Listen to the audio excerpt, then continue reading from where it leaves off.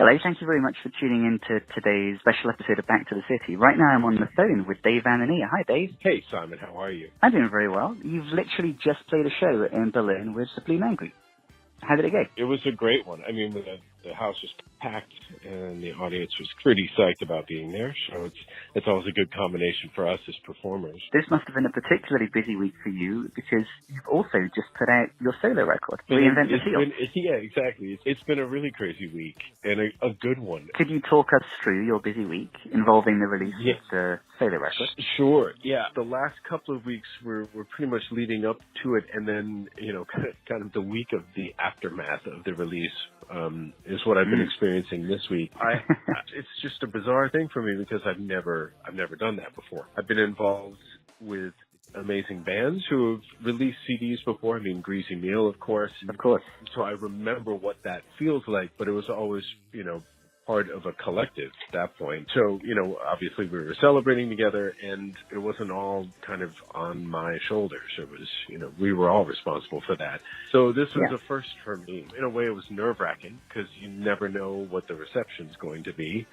And especially since most people know me only as a drummer, and also, I mean, maybe a few folks know me that I do compose music in general, and also have scored a couple of documentary films. But as a solo artist who actually sings and writes and the whole deal, I didn't know what to expect presenting this to people for the first time, and I'm sure that the people who were following it had no idea what to expect from me. So it was exciting in that way, and the whole week leading up to the release date itself, I was pretty nervous, but I was also excited because by that point it was a long time coming, and I really wanted to start sharing this with people. And I'm doing this all myself. There's no label support, obviously, and I don't have a management team, and I don't have personal assistant.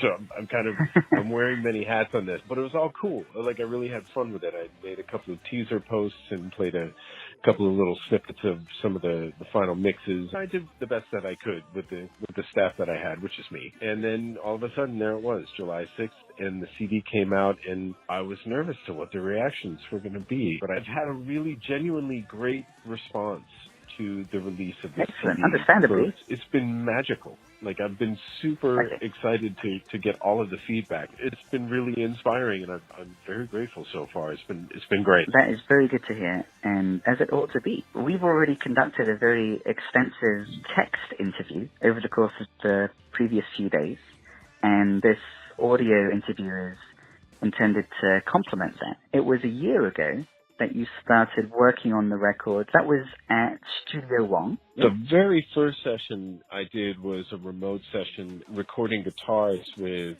my good friend Fabian Malman, who's an amazing guitar player. He plays also in Blue Man Group, and he's just phenomenal. He played rhythm guitars and the solo for All We've Got Is Now. The first song that'll be presented with a little bit of push from the CD now that it's out. It was in early May of 2017. The first session that we did in Studio Wong, which was recording my drum tracks, that was the third week of June. I had a cast of fantastic characters helping me out on this. They were all recording remotely from their own studios or from studios where they normally are working regularly. It was sort of an international get-together, which was great. I had stuff coming in from Minneapolis. My friend Emily Randall recorded in Virginia, and Jeremy Milishevitz is a trumpet player, and he sent his files from his place in New York. So I was receiving all of these great tracks from all of these fantastic musicians, meanwhile being holed up myself here in Studio Wong with Andy Buchler. Andy is another colleague of yours from the Blue Man Group. Is that correct? Exactly. That's where I got to know him, actually. In my question regarding what the process of working with him was like in our text interview, you were highlighting that he was always patient, but also that the vibe was always easy, and the workflow and the creative process benefited greatly because of exactly that. So I was wondering if you could expand on any kind of eureka moments, perhaps, of working in the studio with Andy. We laughed a lot, and it made the time pass with the potential for stressful situations to come up. Because, you get so invested in the record, in the recording process, that it's very personal. And Andy's ability to handle the situations when maybe I would get a little frustrated with myself, he always was so chill about it. And he's like, dude, it's all good, man. We'll get it. I trust his abilities and his knowledge of all musical styles. That was a big part of what I wanted to make sure was always included in the writing that I did, and then also, of course, on the CD. I'm influenced by a bunch of different styles. There are producers and engineers out there who are really great rock producers or great metal producers or great, so they're more specialized, but Andy gets it all, and he did a fantastic job. You've been highlighting how important the human interaction in the studio was. That fits with a couple of emphases that you had in your responses to the questions that I sent you. In our text interview, there was a recurring focus, I think, on the human and the emotional.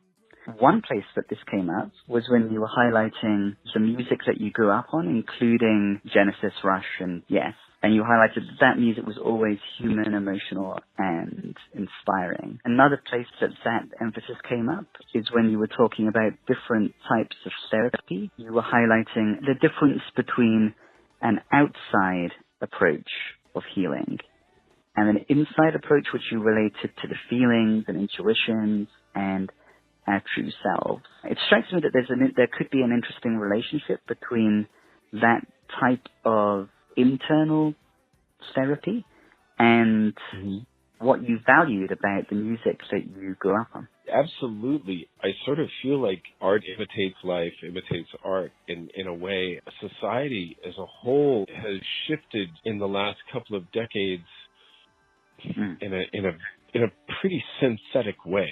A lot of pop now is so cookie cutter, in my opinion, and very synthesized and kind of cold. Everything became much more programmed. There are like formulas on how to write pop songs and how soon you have to get to the chorus and, you know, blah, blah, blah, how many times you have to repeat it and what keys are more pleasing to the ear than others so that people will buy more records. All of this stuff is like being super calculated now. Leading to less organic human experimentation with song structure, for example. Exactly. Through Greazy Meal, like I went back and I was introduced to a lot of this funk stuff. You know, I knew of some of this music before I joined the band, but then, you know, these guys were totally into like this old Sly and Stevie Wonder and Bill Withers and, you know, all of this stuff that was all live. It was played live without a click. You can hear how loose it was, but it's because these were like human beings, like just creating music in the moment, and it was recorded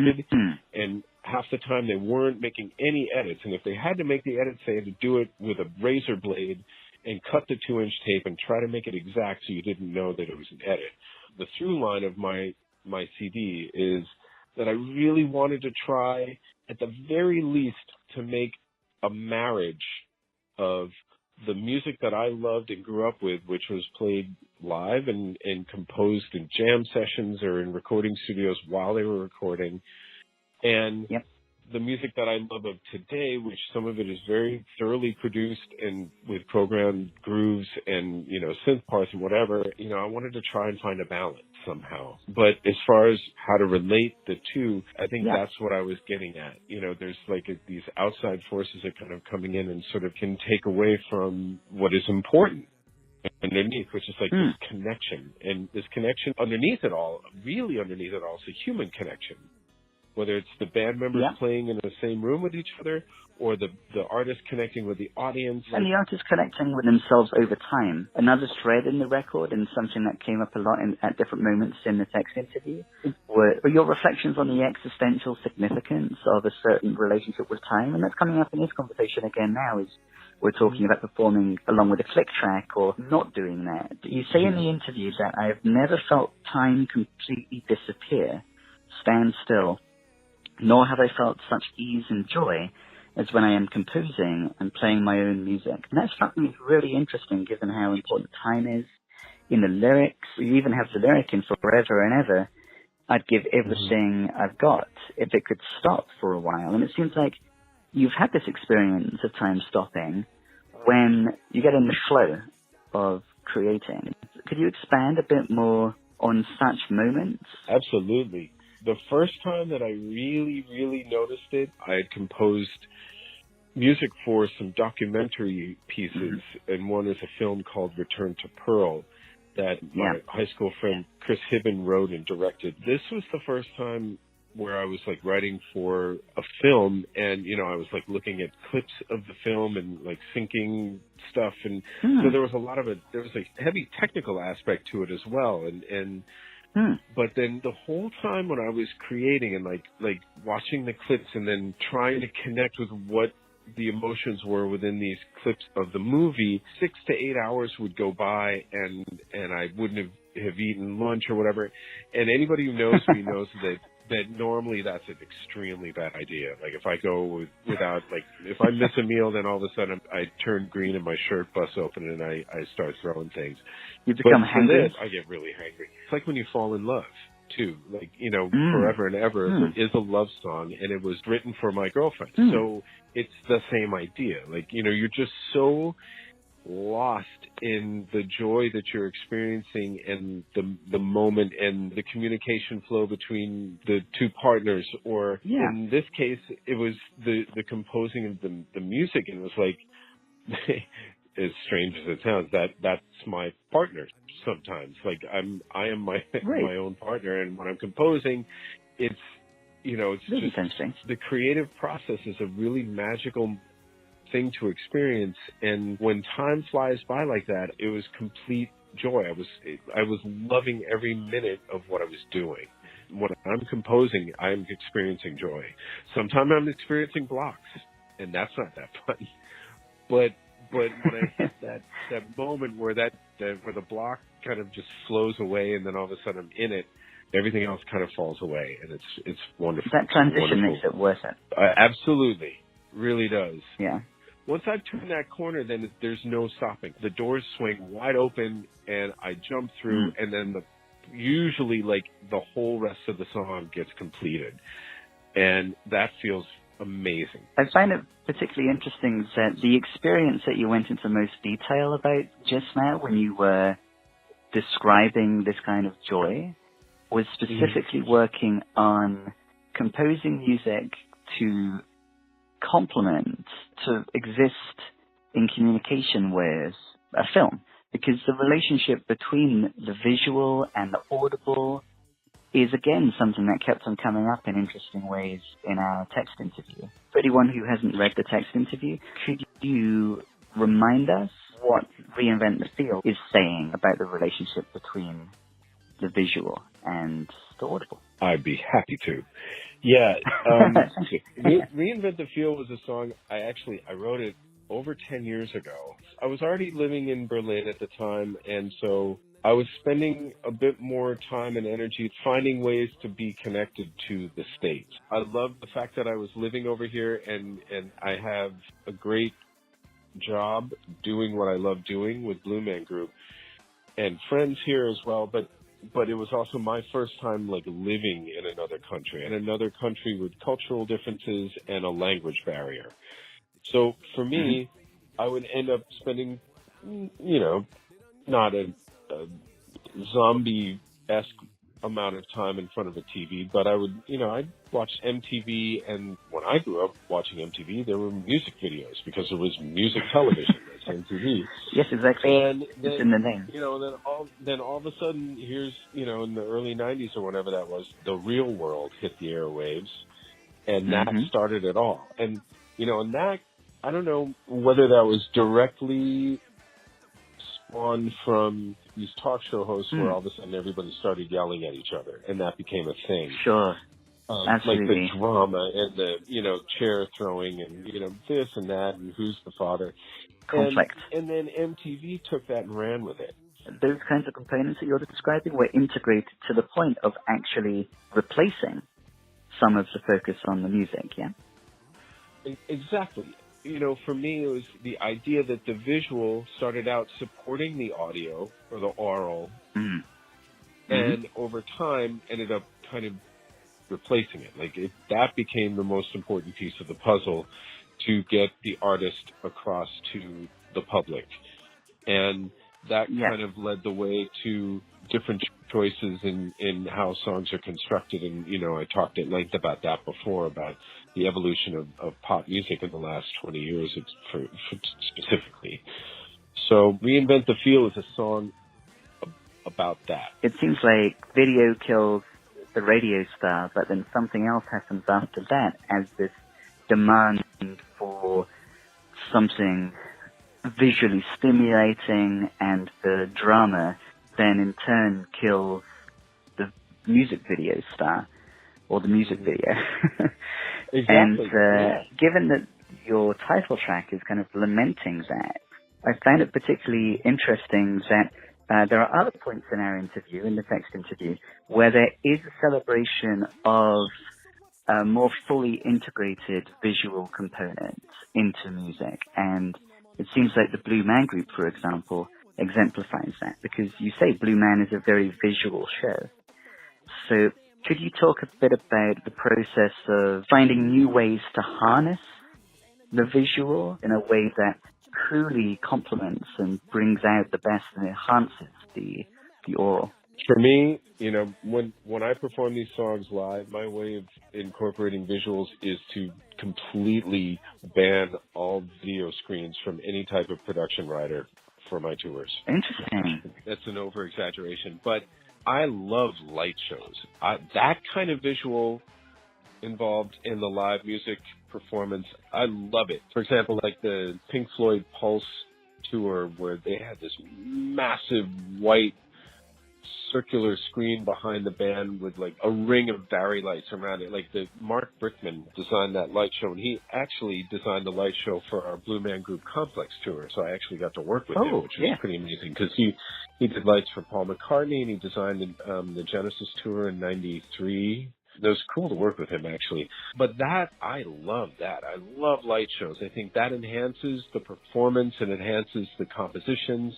Like if you watch most of the tours that U2 has ever done, when they do Where the Streets Have No Name, and there's this long organ intro build up, and then the Edge comes in with his echo guitar, and then Larry Mullen comes in with the drums, and like 8 measures after Larry Mullen comes in, they all do this crescendo into the downbeat that still is before Bono even starts singing the verse.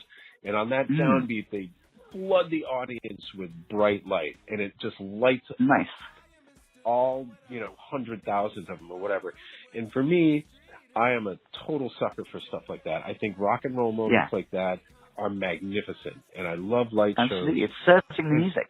And Blue Man Group, I feel, has done a great job incorporating visuals, like the use of video screens within the show, because they have a creative way of introducing them, and then they're there, and then they go away, and then sometimes they come back for different parts of the show, and they mastered that. The original show came out of workshopping ideas about, like, they were responding to pop culture, like the evolution of pop culture, especially throughout the 70s and 80s. So they're commenting on it as well throughout the show, the use of texting and cell phones, and how we're all isolated sitting in front of our laptops when we could be out hanging out with friends. And, you know, so they get it. And that's why their use of visuals in that sense, like the use of screens and text and, you know, voiceovers and whatever, it's very clever how they're incorporating it into the show. And the other part of the visual is the band is a character. So instead of putting us in a pit underneath the stage, they created the show with the band from the get-go as an integral character. There's the 3 Blue Men, and then the band is sort of almost the Sixth Beatles after George Martin. So that's what I was also referring to as with regards to visuals, like the audience can see us. So that's what I referenced in my text answers, that part of the visual is also really important to me too. Throughout the record, you're exploring, I think, a really important role that music can play in our lives. The therapeutic role, the role that it can play in helping us connect with each other and with our true selves. And anything that gets in the way of that is an impediment that we could do without. Yeah, and I feel like that's more important now than ever. I sort of feel that music has a special power for most of us, where it like really, like, you know, you hear a certain song and you're immediately transported to an exact moment in your life. Not every song, obviously, but there are songs that come up and I'm just like, oh, I was in the car at that laundromat my best friend and we were having a really long talk, and I remember that song came on. Stuff like that.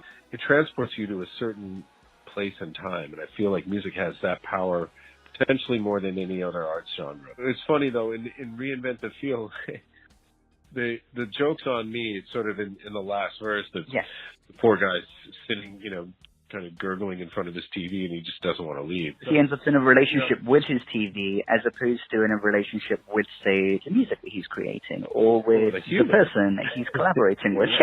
Exactly. Yeah, exactly.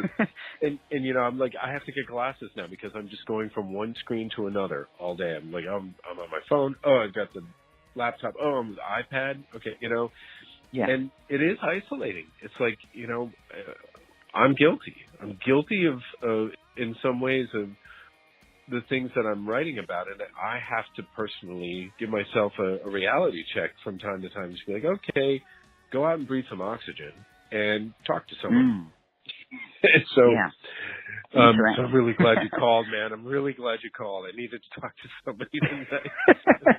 I'd be glad I called too. I've got one more question, which relates to a favorite lyric of mine, which is in the song One More Try. The chorus of that song is addressing a person, not a TV or one's music, but a person, and requesting to be granted one more try to make a mess of it. I just find that really interesting because the song sounds positive and there's this request to be given another chance, but there's a kind of admission or an expectation that a mess will be made of it. So I wondered if you could gloss that lyric, but perhaps specifically in relation to your experience of landmark education. You said in the print interview that you learnt through landmark education about what makes us all tick, and to some extent it's the efforts to avoid looking bad. What light does that shine on the idea of having one more try to make a mess of it? The landmark education for me was just very eye-opening, and I treasure the work that I did. What is landmark education? Basically, it's a series of courses that deal with the distinctions of being human. There are a lot of commonalities that we as humans experience that help kind of shape who we become, and different stories that we end up kind of making up about ourselves and accepting and living from. And we tend to go around trying to make ourselves look good because we want to be liked. Underneath it all, we want to connect with people. It's not always easy because, like I said in the text interview, we're human and we're going to screw things up. So, but in trying to make a mess of it. We're going to make a mess of it. And so the song itself, like the One More Try, is kind of acknowledging that. It's like, listen, I really screwed some shit up before. So I really want to try this out with you, and you're worth it, and I might really screw it up. So you want to do it? And that's the kind of the struggle that happens a lot of times in relationships, like on both sides, where, we're all bringing our past into the present until we really focus on not doing that. And the landmark education also deals with that. The past is the past, and it doesn't have to be what creates the future. You can create the future based out of a new possibility in a transformed version of yourself.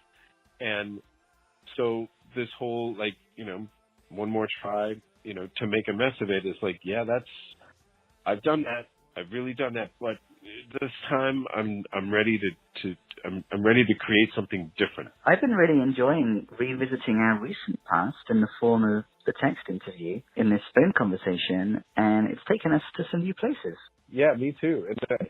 It's nice to actually chat with you again. I mean, the last time I saw you, absolutely, I think, like 2 or 3 years ago now. So it's nice to actually have another conversation with you. And I'm really, really grateful that you made some time for me. Whoever is also with us right now, listening, I hope that these listeners have enjoyed the journey that we've been taking together, and that you check out the full text interview, which is also accompanying this Audible one, on backtothecitymPLS.com.